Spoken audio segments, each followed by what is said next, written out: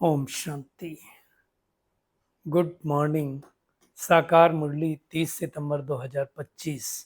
बाबा का मीठा मीठा लेटर हम मीठे मीठे बच्चों के मीठे मंथन के लिए। मंथन शुरू करने से पहले पवित्रता के सागर से बाबा की पवित्र किरणों के नीचे बैठ जाते हैं और महसूस करते हैं कि मैं पवित्र स्वरूप आत्मा हूँ, पवित्रता के सागर की संतान हूँ। आज की साकार मुरली में बहुत सारे रहस्य बाबा ने खोले हैं। पहला रहस्य जो खोला है बाबा ने, जो हमें बहुत इम्पोर्टेंट लगा, कि क्राइस्ट को जो दिखाते हैं कि उनको क्रॉस पे चढ़ाया गया है ना, तो क्राइस्ट को क्रॉस पे नहीं चढ़ाया जा सकता, उसकी हम गहराई में जाएंगे, है ना। और क्राइस्ट का कोई जन्म गर्भ से नहीं होता है, तो उसके बारे में भी हम देखेंगे। दूसरी बात बाबा ने जो कहा है कि ऐसा नहीं हो सकता है कि श्री कृष्ण इस समय श्री कृष्ण के तन में आकर के भगवान ये वाला ज्ञान दे। नहीं, श्री कृष्ण तो सतयुग का प्रिंस है, तो उनका बच्चा वहां पर ही होगा। हालांकि भाव भावना बस आज कल वो श्री कृष्ण का फोटो रखते हैं, फिर गुल्लक में पैसे डालते हैं। क्राइस्ट को भी कृष्ण की तरह सजाते हैं। अब क्राइस्ट बच्चा कभी बना? अब कैसे नहीं बनता, उसको हम गहराई में देखने वाले हैं। और एक बात बाबा ने कहा, अगर कहते हैं भगवान सर्वव्यापी है, सबके अंदर है, तो परमात्मा अगर सबके अंदर हो तो जो दुख मिलता है वो किसको मिलता है, तो उसके बारे में भी बाबा ने कहा।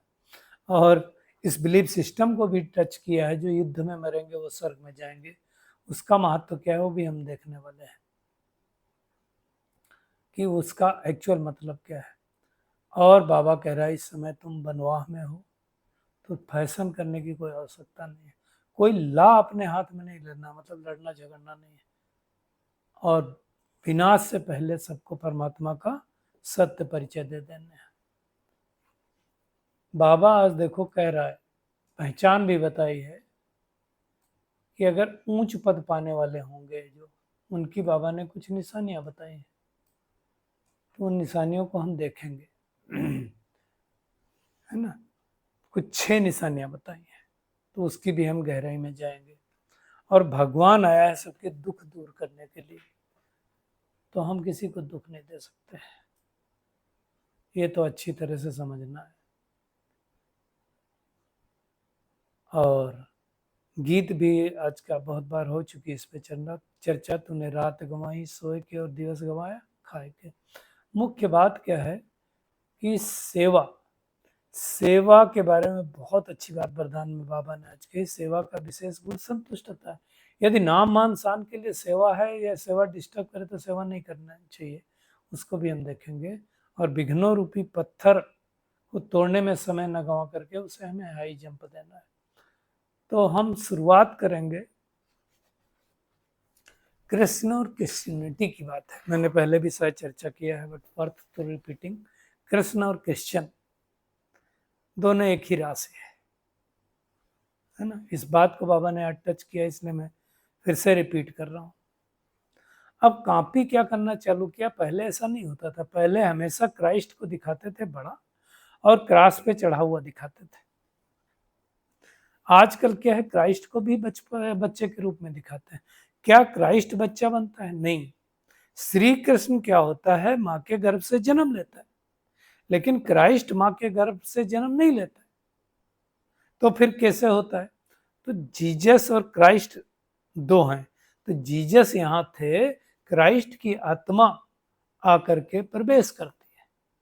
क्योंकि कोई भी आत्मा जो पवित्र होगी, सतो प्रधान होगी, परम धाम से आएगी, वो आत्मा गर्भ जेल में नहीं जा सकती। और इनका जब जन्म हुआ द्वापर युग में, और द्वापर युग में गर्भ महल नहीं था, गर्भ जेल था। श्री कृष्ण के लिए तो आप बोल सकते हैं श्री कृष्ण का जब जन्म हुआ तो गर्भ महल था, इसलिए पवित्र आत्मा तो श्री कृष्ण की भी थी, तो उसको उस रीति से नहीं लेंगे, है ना। तो अब दुनिया में अब ऐसा करके दिखा दिया, और फिर दिखाते हैं उनको क्रॉस पे चढ़ा दिया गया। अब देखो, जो आत्मा परम धाम से आई है, जो सतोप्रधान आत्मा, उसको कोई मार नहीं सकते, उसको दुख मिल नहीं सकता। तो ये सब दिखा दिया। वो हिसाब किताब किए क्या? आत्मा सतोप्रधान है तो उसका कुछ नहीं हुआ। इसका मतलब क्या हुआ कि उस आत्मा ने जिसके अंदर प्रवेश किया था उसको क्रॉस पर चढ़ाया गया है ना। अब कहा जाता है कि जो क्राइस्ट थे, क्राइस्ट मतलब ने जिनमें प्रवेश किया, जीसस क्राइस्ट बोलते हैं उसको, तो जीसस जो थे वो बहुत दिनों तक भारत में रहे, और भारत में रहने के बाद उन्होंने गीता के ऊपर अध्ययन किया, और अध्ययन करने के बाद वहां जब गए तो उन्होंने क्या किया भाई, क्राइस्ट की आत्मा तो उनके अंदर प्रवेश करती थी, तो उन्होंने कृष्ण नीति समझाना चालू किया। कृष्ण नीति, तो कृष्ण नीति दोनों को कहना नहीं आया तो एक में मिल गए तो क्रिश्चियनिटी बन गया। और चूंकि वो कृष्ण की नीति समझा रहे थे इसलिए वहां के लोगों को उनको ये बात अच्छी नहीं लगी, और उनके जो संप्रदाय के लोग थे उनको क्रॉस पे चढ़ा दिया, ये कहा जाता है। अब पता नहीं है, किसी की पर्सनल मत भी हो सकती है, बट ऐसा है। तो कुल मिलाकर ये समझना है किसी भी सतोप्रधान आत्मा को दुख नहीं हो सकता है। इसी तरह से भगवान अगर सर्वव्यापी है तो अगर शरीर के अंदर दर्द हुआ तो किसने कहा ये मुझे दर्द हो रहा है? इसका मतलब उस शरीर के अंदर कोई रहने वाला है, वो आत्मा कह रही है कि मुझे दर्द हो रहा है। अब मान लो उस आत्मा के साथ परमात्मा भी बैठा हुआ है, तो परमात्मा कहेगा मुझे दर्द हो रहा है? परमात्मा दुख कैसे भोगेगा? वो तो दुख भोग नहीं सकता है। समझ गए ना? आत्मा पुकारती है, कहती है परमपिता परमात्मा मेरा दुख हरो, तो फिर आत्मा परमात्मा को दुख कैसे हो सकता है? तो इस बात को बाबा ने टच किया, इसको अच्छी तरह से समझना है। बाबा ने कहा देखो, श्री कृष्ण तो जन्म कहाँ लेगा? सतयुग में जन्म लेगा और अपने पिता द्वारा पढ़ाई पढ़ेगा। वैकुंठ का प्रिंस है वो, यहाँ नहीं होगा। वो अपने माँ बाप का बच्चा बनेगा, स्वर्गवासी बाप का बच्चा होगा, उनको कोई नहीं जानता है। लेकिन आजकल यहाँ श्री कृष्ण की जयंती मनाते हैं, अपने घरों में झुलाते हैं, गोलक में माताएं पैसे डालती हैं, पूजा करती हैं और चाहती हैं मुझे श्री कृष्ण जैसा बच्चा मिले, पति मिले। वही कॉपी कर लिया दुनिया में क्राइस्ट वाले ने। और एक और बिलीफ सिस्टम को बाबा ने आज टच किया कि युद्ध के मैदान में जो मरेंगे वो स्वर्ग में जाएंगे। अब इसका भी अर्थ लोगों ने नहीं समझा, तो लोग सोचते हैं, कहते हैं अल्लाह को प्यारी है कुर्बानी, तो कुर्बानी कौन सी देगी? तो वो जा करके उल्टा पुल्टा कर्म करते हैं और फिर सोचते हैं हम स्वर्ग में जाएंगे। उस लड़ाई से मरने वाले स्वर्ग में नहीं जाएंगे। आपकी विकारों के साथ जो लड़ाई है, उस लड़ाई को लड़ते लड़ते अगर आपने शरीर छोड़ दिया, मान लो कोई आत्मा पुरुषार्थ कर रही है और पुरुषार्थ करते करते उसने शरीर छोड़ दिया, तो स्वर्ग में जाएगी। ये लड़ाई की बात है। दुनिया में उस लड़ाई को समझ लिया है ना, तो गड़बड़ इसलिए हुआ। उसको बाबा क्लियर कर रहा था, कितनी सारी बातें बाबा ने क्लियर की है। वो सोचते हैं मैदान में हम मरेंगे तो स्वर्ग में जाएंगे। स्वर्ग में तब आ सकेंगे, उसका बाबा ने युक्ति बताई, जब तुम्हारे पास आकर के ज्ञान लेंगे। ज्ञान नहीं लेंगे तो नहीं जाएंगे। तो इस लड़ाई में शिव बाबा को याद करते करते शरीर छोड़ेंगे तो स्वर्ग में जाएंगे, लेकिन राजा नहीं बनेंगे। राजा बनने के लिए तो हमें मेहनत करनी पड़ेगी। तो ये अच्छी तरह से समझना, जो अपने धर्म गुरुओं को होता है उनको याद करता है। हाँ, ये है, ये बात बाबा ने बहुत बारी कही हुई है कि बाप का जो परिचय लेंगे वो स्वर्ग में जाएंगे। ये बात समझना है। इस बात को समझ करके मेहनत करनी है। दूसरी बात बाबा कह रहे हैं कि संगम युग पर तुम्हें कोई फैशन वैसन ज्यादा नहीं करनी, सिंपल रहना है। बनवाह में रहने का समय, यहाँ कोई आस नहीं करना है। अब आप देखो, कई लोगों को बड़ी आस रहती है। आज बाबा ने उसको फॉरेन के सूज को भी याद किया, विलायत के सूज को याद किया। अब ये सब फैशन है, क्यों चाहिए? कई लोगों को रहता होगा, शायद किसी किसी को रहता है ना, मुझे अपना दिखाने का। वो सब चक्कर में ज्यादा पड़ना नहीं। क्योंकि उस चक्कर में अगर आप पड़ेंगे तो आप दुखी होंगे। अभी हम स्वर्ग में जाएंगे तो सब कुछ मिलेगा ही मिलेगा। तो उस बात को अच्छी तरह से समझना है कि भगवान आकर के नई दुनिया की स्थापना कर रहा है। दूसरी बात बाबा ने कहा, तुम दुख हरता सुख हरता के बच्चे हो। भगवान सबके दुख हर करके सुख दे रहा है, तो हम किसी को दुख कैसे दे सकते हैं? दुख कैसे देते हैं हम? कोई ऐसी भाषा का प्रयोग कर देते हैं। कौन सी भाषा का प्रयोग कर देते हैं? अरे तुम्हारे बस का नहीं है, तुमसे नहीं ये छूटेगा, तुमसे ये नहीं छूट सकता, तुम्हारी आदत नहीं जाएगी, तुम ऊंचा पद नहीं पाओगे। ऐसी सब भाषा कभी नहीं यूज करना है, ये तो सुधरेगी नहीं। कई लोगों ने कहा कि ये आत्मा को मैं बहुत दिन से देखता हूँ, ये आत्मा है तो सुधरेगी नहीं। अब ये बात किसी के लिए बोलना नहीं चाहिए। आप कौन होते हैं ये कहने वाले? आपको ड्रामा के बारे में पता है क्या? तो वो समझ नहीं पाते हैं और इस तरह की भाषा का प्रयोग कर देते हैं। वो भाषा हमें नहीं प्रयोग करना, दुख नहीं देना किसी को भी। किसी की निंदा करना, किसी की चुगली करना, किसी के बारे में बोलना, किसी के बारे में निगेटिव संकल्प करना, वो भी दुख देना है। तो हमें दुख नहीं दे सकते हैं, है ना। इसकी बात उधर कर देना, बाबा ने कई बार कहा ना, ये तो ठीक नहीं है ना। इसकी बात इधर करें, उसकी बात उधर करें, तो हम अपने संस्कारों से दुख देते सामने वाली आत्मा को। किसी किसी को देखो कुछ बात नहीं रहेगी, बिना मतलब का शोर मचाना चालू कर देंगे, वो भी दुख देना है।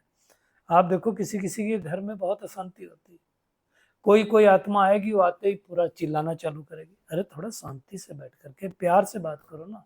वो एक तरफ बोल रहे हो ओम शांति और एक तरफ अशांति दिखा रहे हो, तो दुख दिया ना।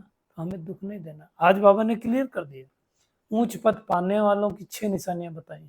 पहली बात, वे सदा श्रीमत पर चलेंगे, मन मत पर मत, मनुष्य मत, माया की मत पर नहीं चलेंगे, श्रीमत पर चलेंगे। तो हम चेक करना है कि हम श्रीमत पर चलते कि नहीं चलते।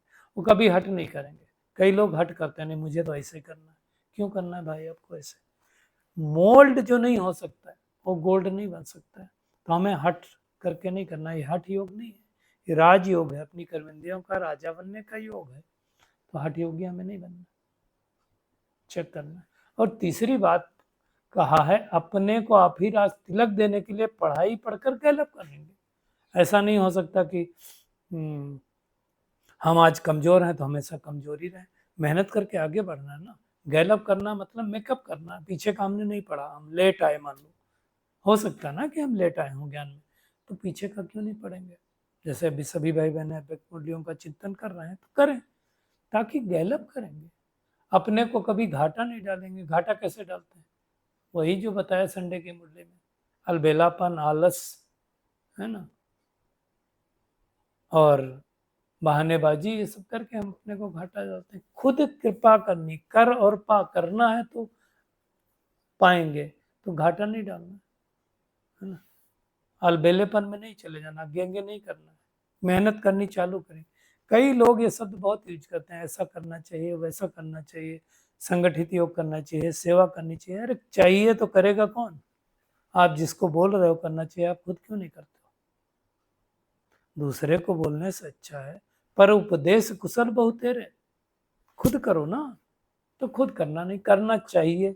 चाहिए शब्द मुझे नहीं पसंद, खुद करो ना। चाहिए तो करके दिखाओ ना।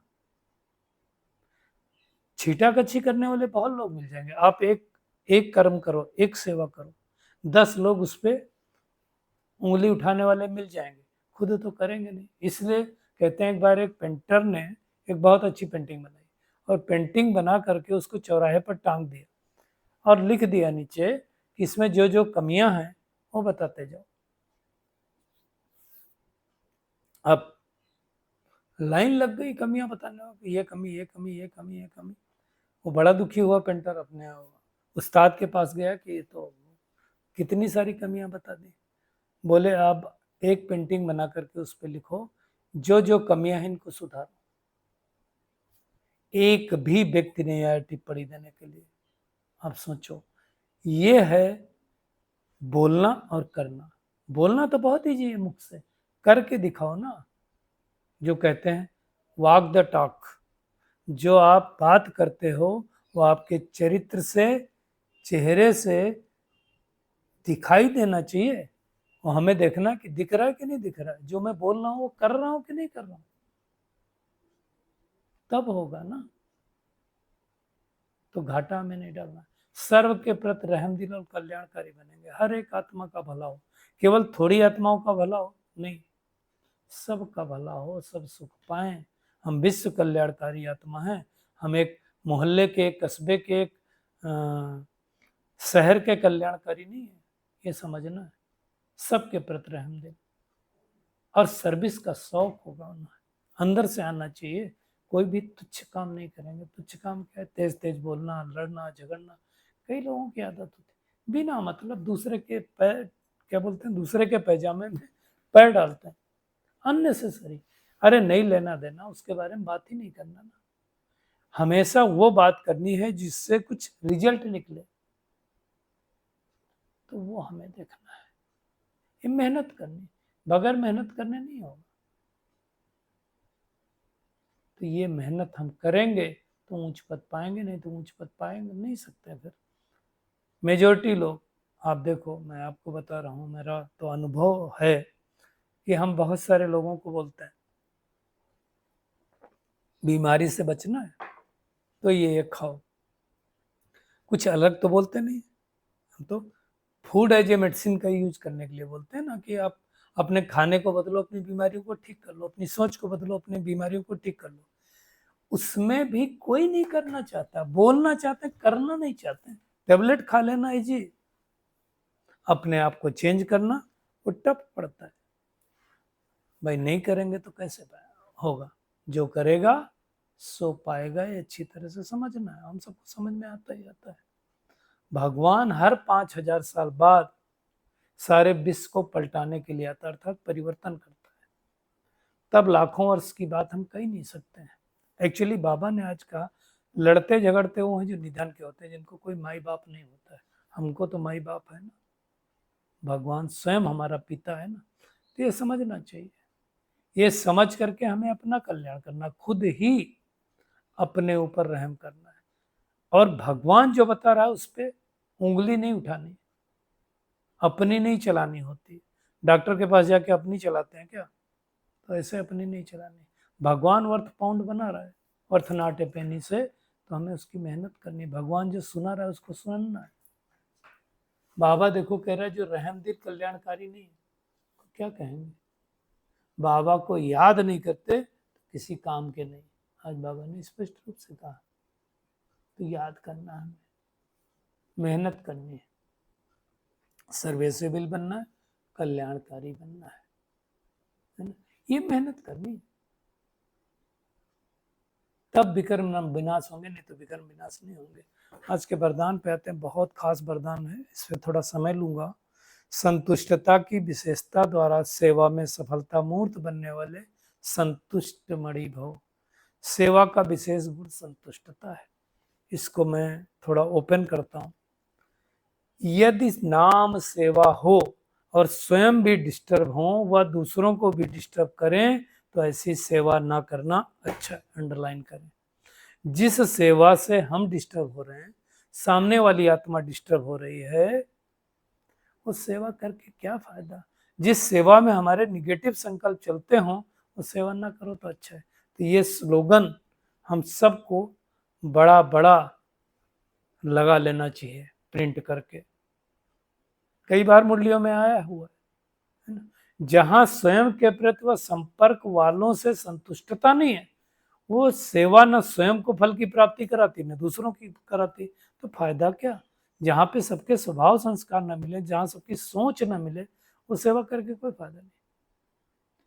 उसके लिए बाबा ने आज कहा, एकांतवासी बन करके स्व परिवर्तन द्वारा संतुष्ट मति का प्रदान प्राप्त करो। क्या करो? पहले अकेले में बैठो, बैठ करके देखो मेरे अंदर परिवर्तन हुआ कि नहीं हुआ, मैं कितना बदला हूं। तो हमें अच्छी तरह से ध्यान दे करके पहले शांतिपूर्वक बैठ जाए कि ये सेवा मैं कर रहा हूँ, मेरा मन डिस्टर्ब तो नहीं है, मेरी इस सेवा से दूसरे डिस्टर्ब तो नहीं होंगे। उसके बाद करें, खुद का परिवर्तन करें। संतुष्ट नहीं है तो फिर सेवा करके फायदा नहीं है। सेवा क्यों की जाती है? सामने वाली आत्मा को सुख मिले, शांति मिले, स्नेह मिले। वो नहीं मिल रहा है तो फायदा नहीं। और इसमें कई बार क्या होता है, जब लोगों को लगता है मेरी बात नहीं मानी गई, मेरे को नहीं पूछा गया, मैंपन आता है, तब ये होता है। इसमें मैं और मेरा दो बातें बाबा ने बताई ना। मैंपन से मुक्त रहना, मैंपन की पूंछ पकड़ के नहीं रखना। बाबा ने कहा ना, हनुमान की पूंछ क्यों जलाएगी? मैंपन की पूंछ, उसको जला देना है, वो रखना नहीं है। तब जा करके हम कर पाएंगे। और विघ्नों रूपी पत्थरों को तोड़ने में समय न गंवाकर हाई जंप दो। अभी रास्ते में हम जा रहे हैं, बड़ा पत्थर पड़ा है, तुम साइड से निकल जाते हैं या जंप कर जाते हैं। ऐसा नहीं होता कि हम उस पत्थर को तोड़ने लगे और मान लो 2-4-5 कुंटल का पड़ा, हम उठा ही नहीं सकते, तो उसमें समय थोड़ी गंवाएंगे। ऐसे जो परिस्थितियां आती हैं, विघ्न आते हैं, हमें क्या करना है? समय नहीं गंवाना, जंप करना है। जंप करना मतलब बुद्धि से जंप करना। थोड़ा ऊंचे उठ जाएंगे तो परिस्थिति क्या होगी? छोटी लगने लगेगी। जैसे छोटी लाइन के बगल में एक बड़ी लाइन के बगल में और बड़ी लाइन खींच दो तो वो लाइन उससे थोड़ी छोटी हो जाती है। तो मन बुद्धि से ऊपर उठ जाना है। और बहुत इंपॉर्टेंट बात अब व्यक्ति सारे में आ जाई है। ज्वाला स्वरूप याद के लिए मन और बुद्धि दोनों को एक तो पावरफुल ब्रेक चाहिए। ब्रेक चाहिए मतलब, अगर आप देखो हम गाड़ी चला रहे हैं, मान लो आप बाइक चला रहे हैं या कार चला रहे हैं, अगर आप ब्रेक ना लगा पाए, ब्रेक ना लगे, मोड़ सकते हैं बगैर ब्रेक लगाए? नहीं, चांस नहीं। ब्रेक लगेगा तो आप मोड़ पाएंगे। तो पावरफुल ब्रेक चाहिए, मोड़ने की शक्ति भी चाहिए। ब्रेक लगा लिया फिर मोड़ नहीं पा रहे हैं तो भी नहीं होगा। तो अगर हम ज्वाला स्वरूप याद रखेंगे तो क्या होगा? हमारे अंदर शक्ति आएगी। और ब्रेक जहां पे जरूरत है, देखिए एक्सीलेटर और ब्रेक बैलेंस रखना है, क्लच का भी यूज करना है। ऐसा नहीं है कि आप ज्यादा नजदीक गाड़ी लेकर के जाए तो एक्सीडेंट हो जाएगा। डिस्टेंस थोड़ी मेंटेन रखनी है। जितनी जमा होगी, बाबा ने कहा, ये शक्ति जितनी जमा होगी ज्वाला रूप याद द्वारा, उतना ही परखने की शक्ति, उतना निर्णय की करने की शक्ति बढ़ेगी। अगर मैं परख नहीं पा रहा हूँ, अगर मैं निर्णय नहीं ले पा रहा हूँ, इसका मतलब मेरे अंदर शक्ति जमा नहीं। इसलिए बाबा कहता है संकल्पों का बिस्तर बंद करते चलो, अर्थात समेटने की शक्ति धारण करो। तो 3 शक्तियां तो बाबा ने बता दी ना। तो पहले विस्तार को संकीर्ण करो, फिर समेटो, फिर परखो, फिर निर्णय करो, तब जा करके हमको सफलता मिलेगी। तो अच्छी तरह से समझना है। तो पूरी मुरली का टेक होम यही है कि ये संगम युग है, अब हमें वापस घर जाना है। इसलिए अब साधारण रहना है, बनवा में रहने का समय है। किसी से आस नहीं रखनी, अपने हाथ में कोई नियम भी नहीं रखना, ला भी नहीं लेना है, लड़ना झगड़ना नहीं।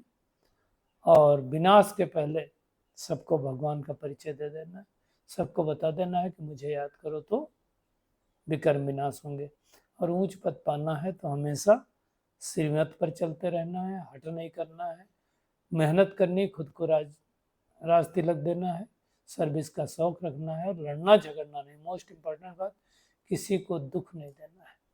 और नाम मान शान के लिए कोई सेवा नहीं करनी है। ऐसी सेवा भी नहीं करनी जिससे खुद भी डिस्टर्ब हो और दूसरों को भी डिस्टर्ब हो, है ना। तो पहले एकांतवासी बन करके अपनी चेकिंग करनी है, संतुष्ट मणि बनना है। विघ्नों रूपी